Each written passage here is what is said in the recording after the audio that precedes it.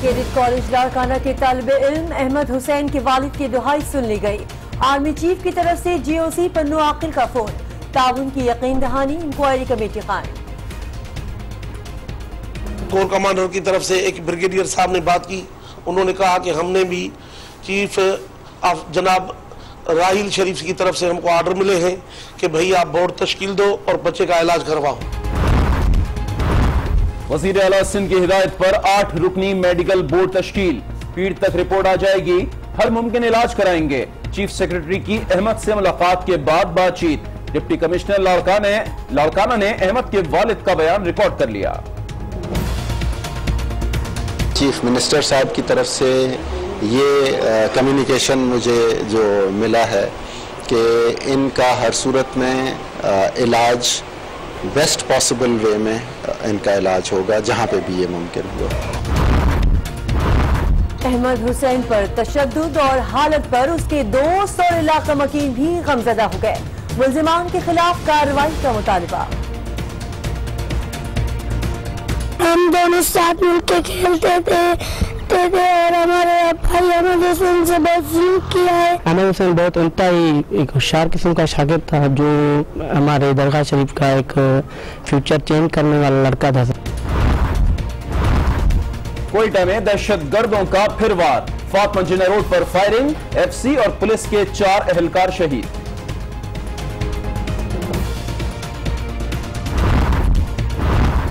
Control line पर भारतीय drone 60 metre Pakistani हुदूद में घुस आया।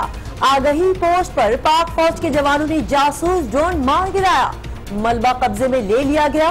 ISPR। कंट्रोल लाइन पर भारत की दहशतगर्दी जारी।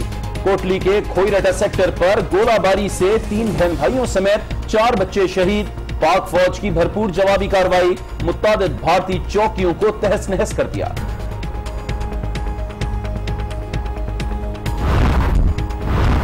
आर्मी चीफ का सुलेमान की सेक्टर का दौरा। दहशतगर्दी के खिलाफ जंग में बेमिसाल कामयाबियां हासिल की। पाक आर्मी सख्त जान फौज बन चुकी है, हर चैलेंज से निपटने के लिए तैयार है। जनरल राहिल शरीफ का खिताब।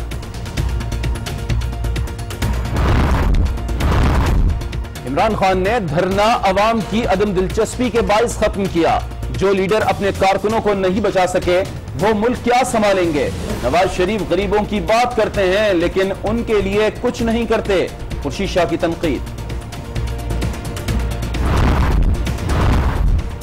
वज़ीर आज़म नवाज शरीफ की लाहौर में मरहूम जहांगीर बदर के घर आमद। अहले खाना से ताज़ियत का इजहार। कहते हैं जहांगीर बदर मुखालिफिन से भी इज्जत से पेश आते थे। किस्मत की देवी फिर मेहरबान। ख्वाजा इजहारुल हसन की गिरफ्तारी पर मुअत्तल SSP मलिर राव अनवार को ओहदे पर बहाल कर दिया गया। चीफ सेक्रेटरी ने नोटिफिकेशन जारी कर दिया।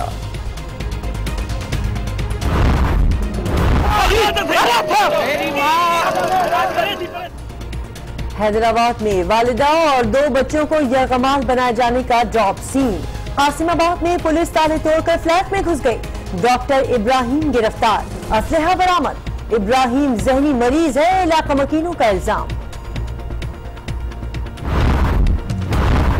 लाहौर के इलाके मिल्लत पार्क में नामालूम अफराद की फायरिंग से बाप बेटे समेत 4 अफराद जाँ बहक। वजीर आला पंजाब ने वाक़े का नोटिस लेकर रिपोर्ट तलब कर ली।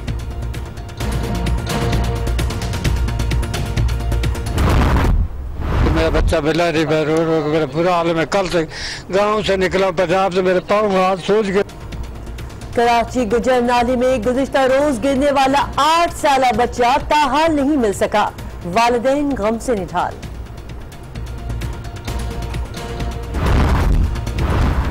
सेशन कोर्ट लाहौर में वकला गर्दी का एक और वाकया। वकला ने ASI को तशद्दुद का निशाना बनाया, वर्दी भी फाड़ दी। वकला के खिलाफ मुकदमा दर्ज कर लिया गया।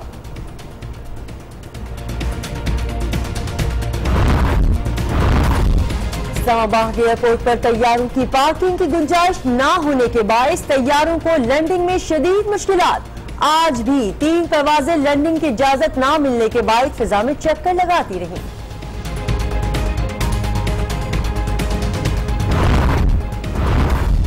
चंद वफाकी वज़रा की पॉलिसियों के बायस सिंध में वफाकी हुकूमत के खिलाफ नफरत जोर पकड़ रही है।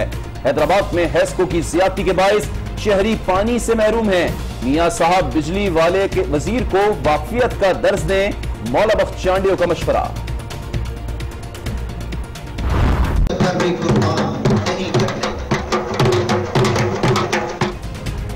पेशावर के कर्नल शेर खान स्टेडियम में फ्रंटियर कोर की 15 साल बाद तकरीब। कमांडोज ने महारत का अमली मुजाहरा किया, फटक रक्स ने समा बांध दिया।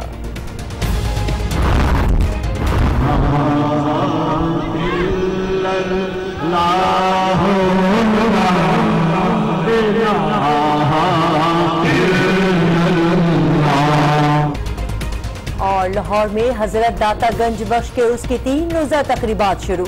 वफाकी वजीर इसहाक डार ने मज़ार पर चादर चढ़ाई। मुल्क भर से ज़ायरीन की आमद का सिलसिला जारी।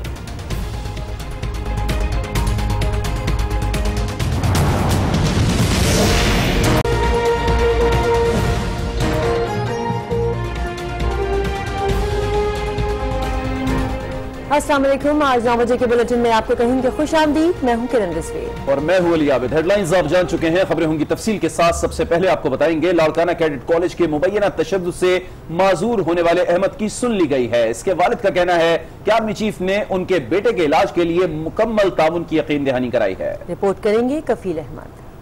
यूसुफजई कौम की बेटी है, उनका गवर्नमेंट ने इलाज करवाया, अभी माशाल्लाह वो ठीक ठाक हैं। मेरे बेटा भी कौम का बेटा है, पाकिस्तानी कौम का बेटा है। मेरा मुस्तकबिल इन्होंने अंधेरा कर दिया, इसका इलाज कराया जाए। कैडेट कॉलेज लाड़काना के तालिब इल्म अहमद के अहले खाना की ये पुकार सुन ली गई। अहमद के वालिद कहते हैं कि उनसे फौजी हुक्काम ने राब्ता करके तसल्ली दी है।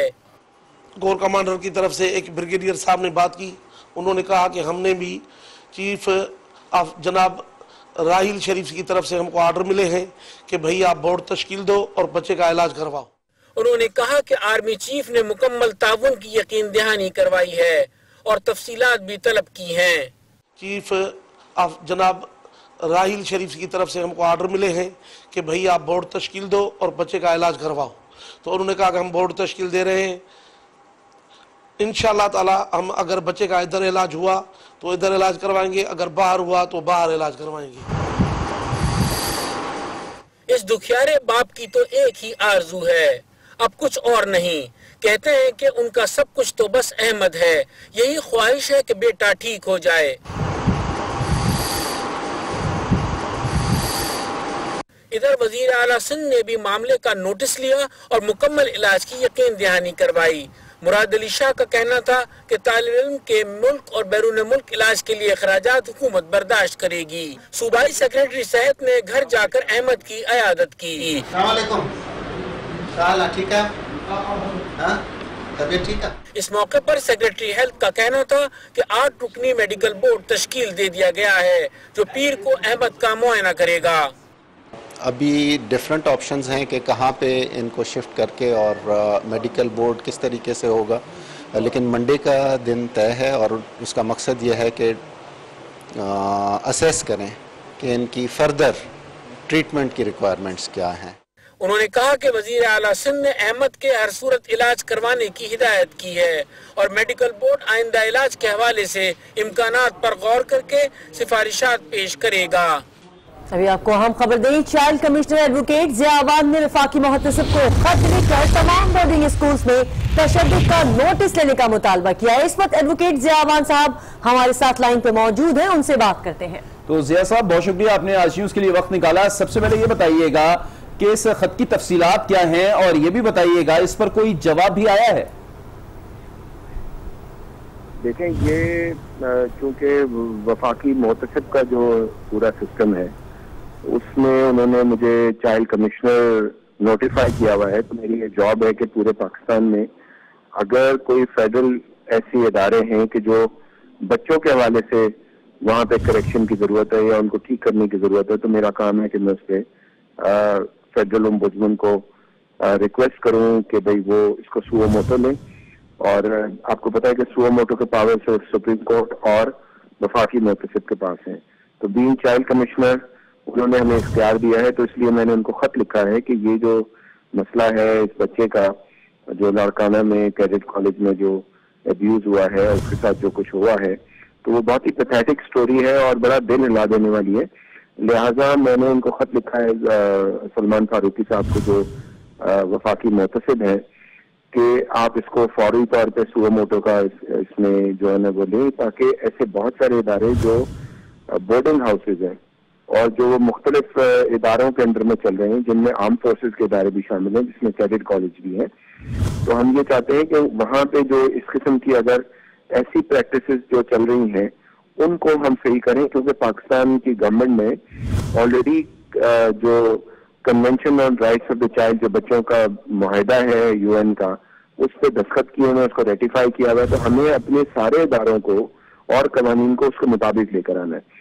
तो लिहाजा ये जो हमारी जो इन्फॉर्मेशन है कि बहुत सारे ऐसे लोग हमें मुख्तलिफ हल्कों में ये बता रहे होते हैं, और हमारी तो मददगार हेल्पलाइन जो गुज़श्ता 17 साल से काम कर रही है बच्चों के राइट्स के लिए, तो हमारे पास तो ऐसे कई जो है लोग आए जिन्होंने बताया कि उनके बच्चों के साथ जो है वो सीनियर बच्चे जो होते हैं रैगिंग करते हैं, और रैगिंग जो होते हैं कि उनको पनिश कर रहे होते हैं, उनको इस तरह से पनिश कर रहे होते हैं कि कई दफा बच्चे छोड़ के स्कूलों से चले जाते हैं, उनका मुस्तकबिल खत्म हो जाता है। और इसी तरह टीचरों की जो पनिशमेंट का वो पुराना जो निज़ाम है वो अभी तक राइज है, उसको हमें चेंज करने की जरूरत है। लिहाजा मैंने अपने खत में यही उनको एडवाइस किया है कि वो खत के जरिए ऐसे तमाम इंस्टीट्यूशन को, जो बोर्डिंग स्कूल्स हैं, कैडेट स्कूल्स हैं, इन सबको हम नोटिस इशू करें और इनसे पूछें कि उनके पास कौन सा निज़ाम है कि वो इस सारे सिस्टम को देख सकें और लोगों को चेंज कर सकें कि आज जो है पनिशमेंट का ये निज़ाम खत्म हो गया और दुनिया बदल गई। ठीक है, बहुत शुक्रिया एडवोकेट ज़िया अवान साहब, आपने आज टीवी को अपना वक्त दिया। इसी हवाले से मजीद आपको बताएं कि तालिब इल्म अहमद हुसैन पर मुबैना तशद्दुद के वाक़े ने जहां उनके वालिदैन को सदमे में मुब्तला कर रखा है, वहीं उनके गांव के कमसिन दोस्त और दीगर अफराद भी गमज़दा हैं। मजीद जानिए इस रिपोर्ट में। अहमद हुसैन पर मुबैना तशद्दुद का वाक़या सुनकर लाड़काना में खामोशी छाई हुई है। आज न्यूज की टीम जब लाड़काना के करीब अहमद हुसैन के गांव में शुरी शरीफ पहुंची तो अहले इलाका भी गमगीन नजर आए। अहमद हुसैन के दोस्तों का कहना था कि वो अपने दोस्त के लिए दुखी हैं। हम दोनों साथ मिलके खेलते थे और हमारे भाई अहमद हुसैन से बहुत जुल्म किया है। अहमद हुसैन बहुत इंतहाई एक होशियार किस्म का शागिर्द था, जो हमारे दरगाह शरीफ का एक फ्यूचर चेंज करने वाला लड़का था। सर, दोस्तों के मुताबिक अहमद हुसैन ज़हीन और तालीम से जुनून की हद तक मोहब्बत रखता था। इंतहाई अच्छा लड़का, बाअखलाक और पढ़ाई में तो इंतहाई होशियार था। इस वजह से हमने उसको आला तालीम के लिए कैडेट कॉलेज में एडमिट करवाया। वहाँ से उन्होंने बहुत ही सीरियस कंडीशन में उन्होंने हमें वापस किया है लड़का। अब वो कराची में इलाज के लिए है और हम पुरजोर अपील करते हैं जनरल राही शरीफ को कि हमें जल्द से जल्द इंसाफ दिलवाया जाए। अहमद के दोस्तों ने मुतालबा किया है कि वाक़े की फौरी तहकीकात के साथ उसका इलाज भी कराया जाए। एक और अहम खबर आपसे शेयर करें। कोयटा के इलाके फातमा जिला रोड पर दहशतगर्दों की फायरिंग से 4 सिक्योरिटी एहलकार शहीद और राहगीर जख्मी हो गया। वाक़े के बाद फोर्सेज ने इलाके को घेरे में लेकर हमलावरों की तलाश शुरू कर दी है। मजीद जानते हैं नुमाइंदा आज न्यूज सोहेल अहमद से हमारे साथ मौजूद हैं। सोहेल, बताइएगा क्या अपडेट्स हैं आपके पास? कुछ देर कबल जो चौथा जख्मी था एफसी का एहलकार जो सिविल अस्पताल थर्मल सेंटर में दाखिल था, अहमद नवाज, वो भी जख्मों की ताब न लाते हुए चल बसा। इस तरह जाबात होने वालों की तादाद 4 हो गई, जिनमें से 3 एफसी एहलकार है जबकि 1 ट्रैफिक पुलिस एहलकार है। इसके अलावा एक शहरी भी इसमें जख्मी हुए गुलनवाज, वो उसकी हालत भी तशवीशनाक बताई जाती है। दूसरी जानिब पुलिस और एससी ने पूरे इलाके को घेरे में लेकर हमलावरों की तलाश शुरू कर दी। जी ठीक है सोहेल अहमद, बहुत शुक्रिया आपका। आगे बढ़ते हैं, आपको बताएं कि जंगी जुनून में मुब्तला भारत की इश्तियाल अंगेजी बढ़ने लगी है। कोईरटा, छकोटी और भिम्बर सेक्टर पर फिर फायरिंग कर दी गई। मर्डर गोले भी दागे गए। 3 बहन भाइयों समेत 4 बच्चे शहीद जबकि 1 जख्मी हो गया। पाक फौज ने भी दुश्मन के ठिकानों पर ताबड़तोड़ हमले किए।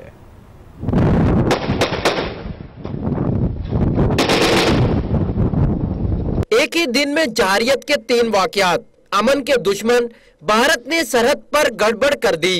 ISPR के मुताबिक भारतीय फौज ने कोईरटा सेक्टर पर बिला इख्तियार फायरिंग की, जिसके नतीजे में 4 साला रिबा, 3 बहन भाई, 7 साला फायजा, 8 साला शाजिया और 16 साला शहजाद शहीद हो गए, जबकि उनका एक और भाई 24 साला महमूद जख्मी भी हुआ। तर्जमान ISPR का कहना है कि पाक फौज ने भरपूर जवाबी कार्रवाई करते हुए भारत के कई फौजी चौकियों को कामयाबी से निशाना बनाया।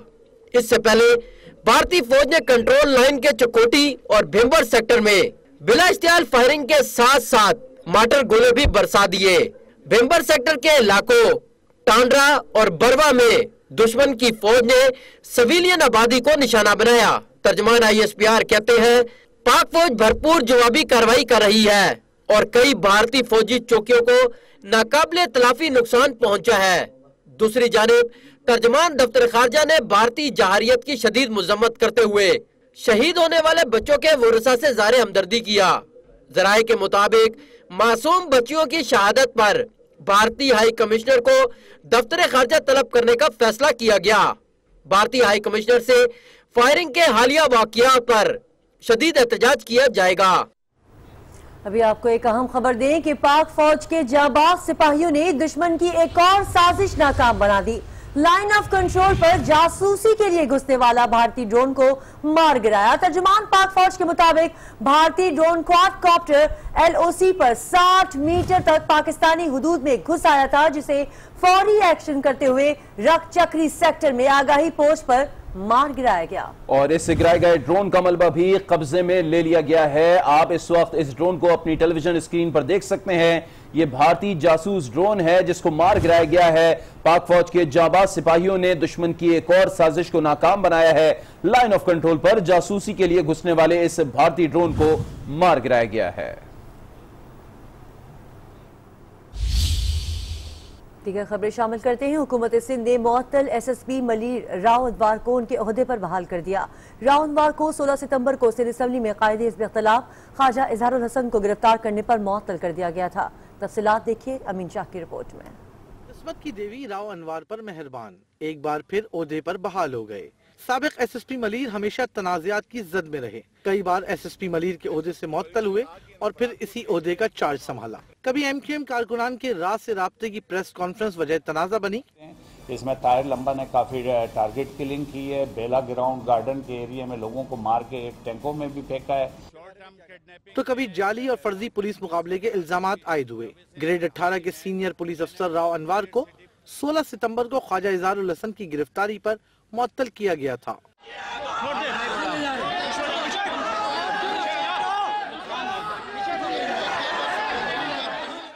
राव अनवार ने MQM पाकिस्तान के रहनुमा और सिंध असम्बली में कायदे हिज़्ब इख्तिलाफ ख्वाजा इजहारुल हसन को उनके घर से गिरफ्तार किया था। अहम सियासी शख्सियत को पेश की इजाजत के बगैर गिरफ्तार करने पर वजीर आला सिंध ने राव अनवार को मुअत्तल किया।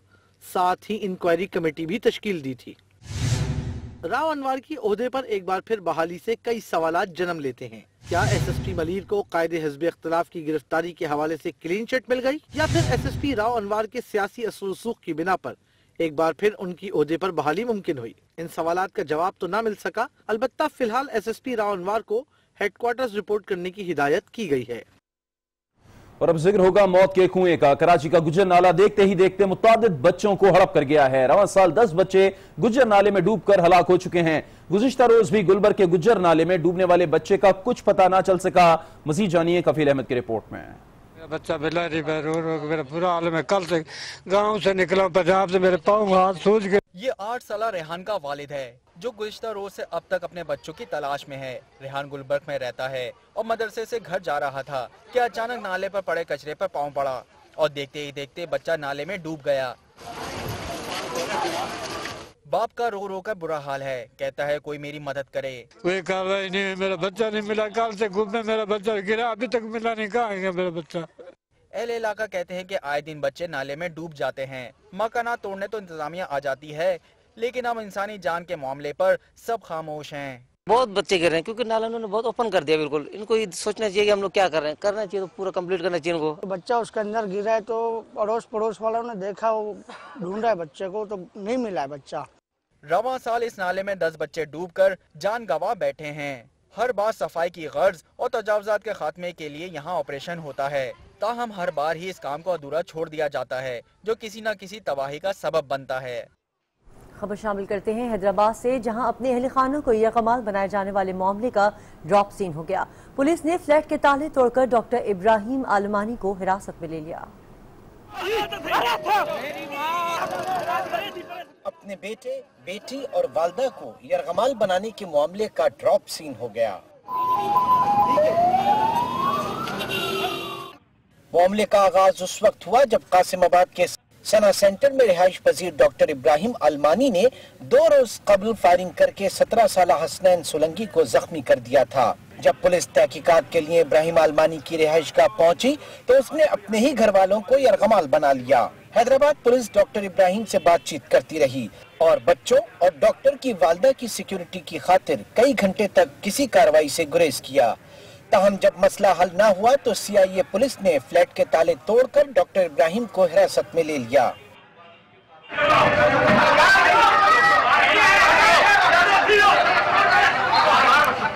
डॉक्टर इब्राहिम आलमानी का मौक़िफ़ था कि टंडो मोहम्मद खान ने उसकी जमीन पर उसके रिश्तेदार ने कब्जा कर लिया है, लेकिन पुलिस इस मामले में कोई कार्रवाई नहीं कर रही।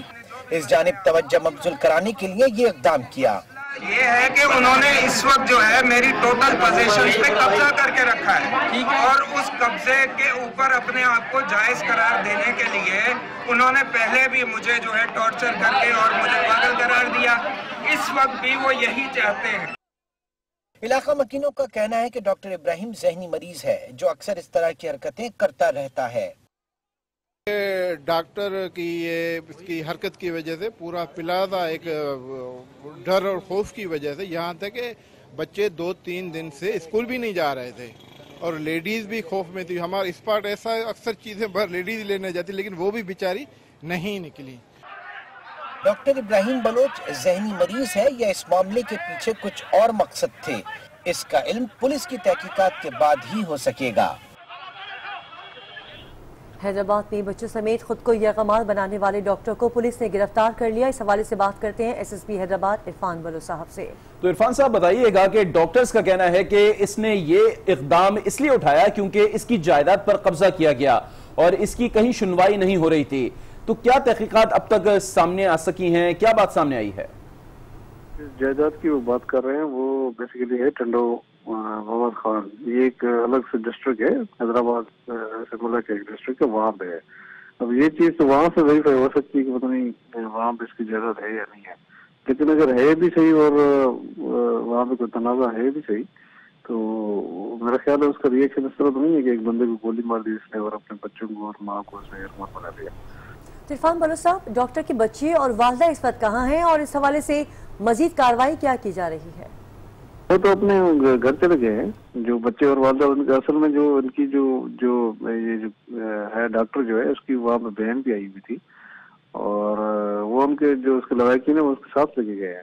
लेकिन जी अभी तो वो जिसको उसने गोली मारी थी सोलंकी एक लड़का, उसको उसने गोली मारी थी, वो बड़ा सीरियस है वो। तो एक तो शायद वो अपनी FIR कटवाएंगे थोड़ी देर में ना। FIR कटवाने के बाद हम साइकोलॉजिस्ट से कंफर्म करेंगे, दिखाएंगे क्या ये वाकई ये ज़हनी मरीज है या नहीं है, लेकिन उसके बाद ही हमको किसी नतीजे पर पहुंचेंगे। ठीक है, बहुत शुक्रिया SSP इरफान बलोच, आपने हमें अपना वक्त दिया। यहाँ वक्त तो एक ब्रेक का, आगे आपको दिखाएंगे।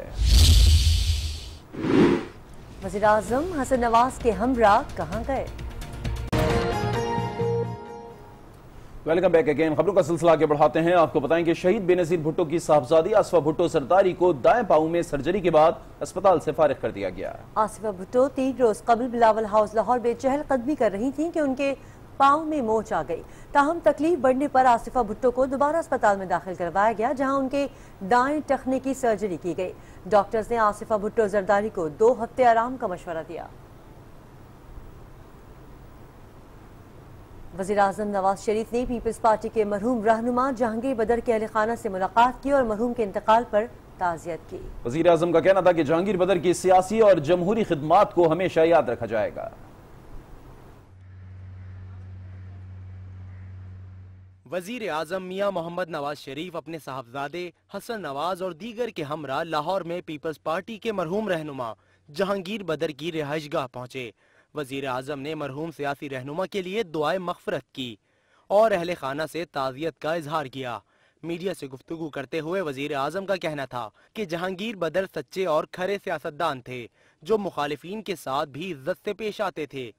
बहुत अच्छे इंसान थे,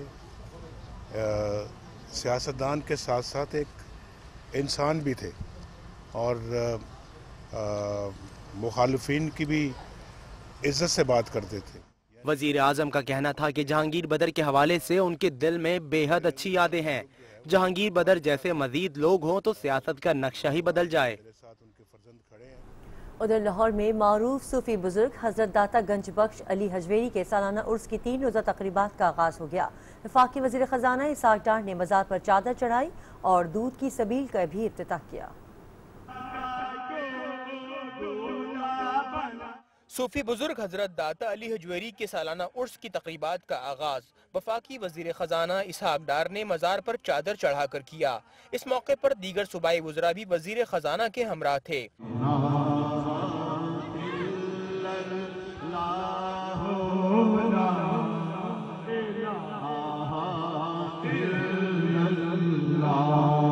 मीडिया से गुफ्तगू करते हुए वफाकी वजीर खजाना इसहाक डार का कहना था सूफिया इकराम की तालीमात की बदौलत ही बर्र सगीर में इस्लाम जिंदा हुआ। उनकी तालीमात सबके लिए मशअल राह है कि आज जो पाकिस्तान है ये अल्लाह ताला के फजल करम से इनके फ्यूज़ व बरक़ात दुआओं से हमें अल्लाह ताला ने इतना प्यारा मुल्क अता किया। एक वाहिद मुल्क है जो ला इलाहा इल्लल्लाह मुहम्मद रसूलुल्लाह सल्लल्लाहु अलैहि वसल्लम के नाम पे बना।